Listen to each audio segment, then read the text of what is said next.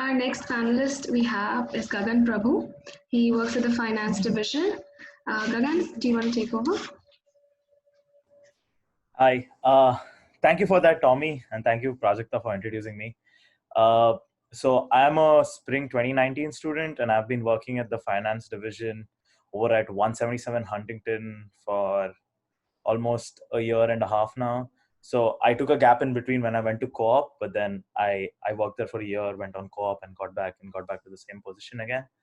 So the primary task that mainly I work on is, it started off as a website maintenance person. So basically I used to maintain the WordPress website that was there, and also understand what are the different equipment that is there, try to like segregate them, try to put them in the right order, get it ordered right to the office, and those kind of things. It was more of an administrative work, make sure provide support to the executive assistants that's there, and a few finance work which involved making requisitions, creating direct pays, and those kind of things. So that obviously involved into much more of a task. Now I manage a lot more resources over there. But then today, like, I would like to spend my first few minutes just talking about applications, because that's the first step of the process and how we would want to go about it. Because we currently just had a hiring process for in our in my place, and I sieved through at least 200 applications, and there were a couple of issues that I found extremely common in most applicants that were there. So, Prajakta, is it okay if I share my screen?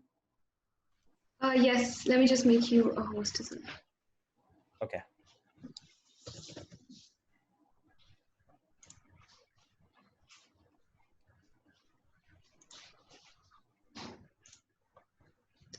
Awesome. You can go ahead.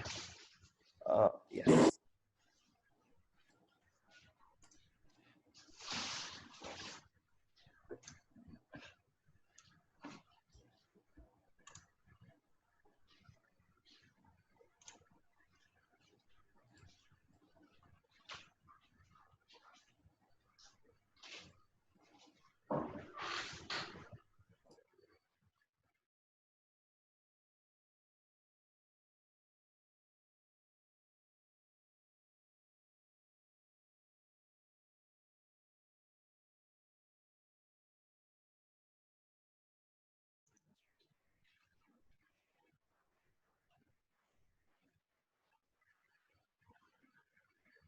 Gagan, are you sharing? Hi, I'm so sorry. I just got disconnected out of it. I know. Okay. Okay. Let me just try sharing my screen. Host as disabled attendee sharing screen. So can you just make me the host again? Is that okay?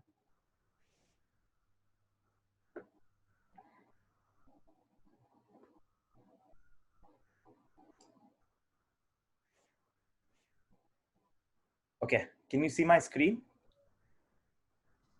Yes. Awesome. On the right side is the job posting that was there on the student portal.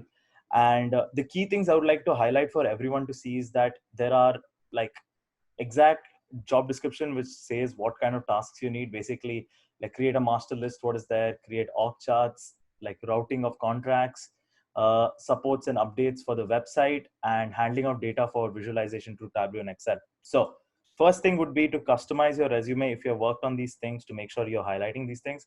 For example, if you're a Java developer, like that's not required for us. So don't put it in your resume over there. If you worked on Tableau, if you worked on even small like projects on it, put it there. Even if it's 3 of them, 4 of them, put it there, because that's what we're looking for. And that's what you should be highlighting.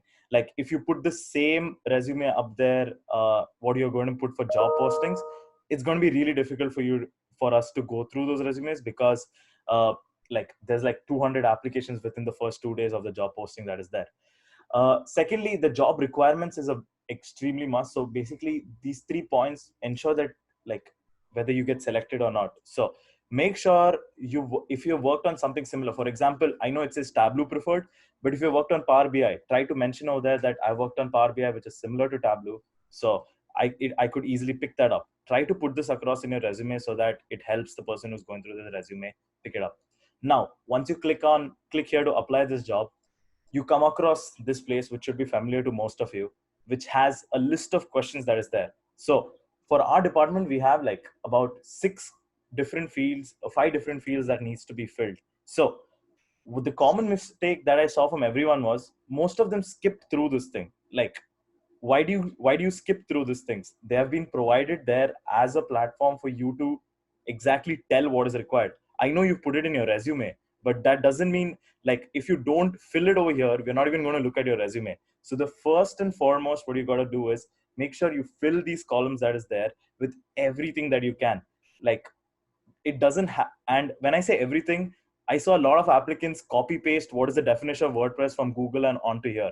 Like, I know you're trying to fill it with something, but don't just fill it with like whatever you can find. Again, a wrong approach to take. So when it says what kind of customer experience you have, it doesn't have to be professional experience. For example, you can even give example like how you talk to a customer care representative, try to get an issue solved over there. That's a good customer care representative. Basically, it's about trying to get your issue solved, to make the other person understand about it. So when it comes to skills, degree, and certifications, you don't have to list your Java certifications out here, or you don't have to list your C++ certification. If you have relevant Tableau certification, if you have done a Coursera certification, or if you have taken courses in Northeastern University, which has Tableau involved in it, put it down here. When it comes to WordPress, the easiest way would be, which I also did, was if you have your own personal website, just put the website down here. It just shows you've developed the website and you know what's happened. And or if you have any project that you've done for which full time you worked on WordPress. Similarly for other things as well, make sure you fill it. That's the most key important aspect when it comes to like getting this application in. Customize it. I saw like at least out of the 200 applicants that I went through who applied in the first 2 days, 120 of them had not filled all 5 of this. So all I did was see through the Excel sheet. Wherever there was blanks, I just removed the application out. So basically, there was not like, if I found 10 good people in the people who filled the first 6 columns, that was it. You would not your resumes would not even be picked up. So make sure you fill all these aspects properly. Now, coming to the second part of what I want to discuss is getting job interview itself is really difficult, but when you get it, make sure you convert it well. Like, when you have an interview, especially for student employment, make sure you convert it, make sure you're prepared. First and foremost, I don't have to tell the significance of turning up in formals. uh, when you're in interview, I know it's virtual, but make sure you turn up in formals. Like, we are all sitting on video call, we are all comfortable at home, but you are the one who needs a job. So make sure, like, it doesn't harm to turn up in formals. Definitely it might not make an effect if you turn up in formals, but if you don't, that might give you a cause for you to be rejected, because it just maybe kind of the recruiter sees that you're shabby in nature. So don't give them the opportunity to think in ways they shouldn't be thinking. So now when you get an opportunity for an email, if you see, this is the email I send out when we have selected a candidate. So over here, I clearly mention over here, before you arrive for the interview, it is highly recommended that you do the following tasks. That is, brush up your skills with Tableau, WordPress, DocuSign, Qualtrics, and Visio. Go through the finance website, because the website is where you'll be doing most of your WordPress. At least in the past 2 rounds of interviews, I've had 5 or 6 candidates, when we asked openly in the interview, have you gone through the website? They were like, no, we haven't gone through the website. Like, clear lack of following instructions, which is like, I know you might be busy. If you've not been able to get to it, the best way would be to reschedule your interview. Reach out, be like, can I take one more day to prepare more? We are okay with that. Like, employers are all okay with being flexible with that. But when you turn up, make sure you are prepared, and make sure you do not give an opportunity for them to reject on a basis of an information that was already provided to you.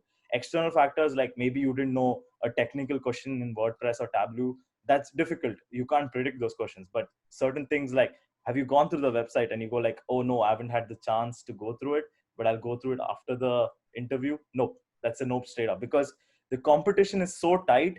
We have candidates who have perfect 10 on 10 scores. So you're competing against such kind of brilliant candidates. So make sure you're up to the same level as well. So your your work has been cut out for you. There are people who do all these things and still don't make it. So don't be the ones who are not doing these things and like missing out an opportunity that is there. So those are the only 2 things that I had to share, and I felt like which would make an impact for all of you that who's going through this. So I also briefly worked as an RSO, residential security officer. So if any one of you has any doubts regarding this position or that, I would be happy to answer. So Thank you for your time. Thank you, Gagan. Does anyone have questions for Gagan?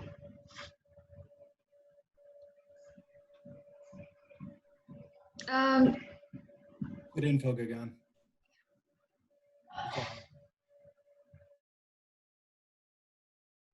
I have a question for Gagan here. Hey there. Hey. Yeah, hey Gagan. So I was wondering if we need to make different resumes for different jobs available on the portal. So see, this is the same rule that would apply to your full-time positions as well. I would say don't waste time customizing each and every point that is there, but rather maintain multiple resumes for certain kind of roles. For example, WordPress is something that comes up very regularly in our student portal. Try to have a resume if you worked on WordPress built around that.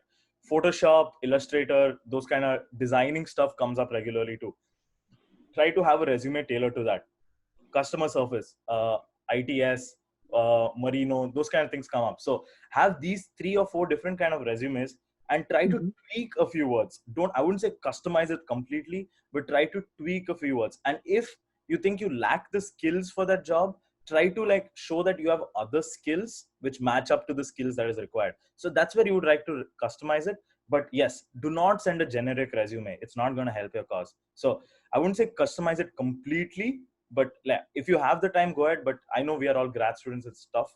So like make the hard work before itself and try to create these resumes such that you're ahead of time before others. Thank you, Gagan. Yep. And also I forgot to add to everyone, the importance of applying really early is critical. Like you're competing against like 200, 300 applicants for one job posting. So when a posting is put on student employment, try to get it as soon as possible. Like it's extremely important that you get to it first so that your applicant is one of the first things that a recruiter sees. Excuse me, I have a question. Yep. I'm wondering how long should we prepare for searching for the co-op before that? How long? Yeah. How long should we wait for co-op? Not wait. To preparing and maybe for searching for that. Okay, so I would say like any job search is a constant process. Like the day I've landed in Northeastern, like my process has started, the earlier the better. So go to the career center, get your resume sorted, get your cover letter sorted as soon as possible. Like, and keep working on different iterations. I must have had like at least 20 or 30 different iterations of my resume and cover letter and my LinkedIn as well. So it's a constant process. Get to it as soon as possible. Get to it today if you can. What can I do when I go to the career center? I'm sorry, I didn't go there before. Okay, so like you have your resume, take your resume and cover letter and ask them what changes can you make, how can you make this better, how can you customize it to the profession that you're looking for. So that would be your first steps.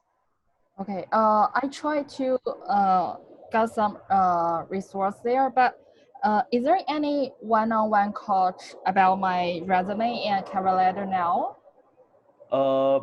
Yep, you can. I think you can schedule an appointment. I'm not really sure, but they have a website, so you can go. Career Design Studio will help you out with that. They will have one-on-one with your resume. Okay, perfect. Thank you. Thank you.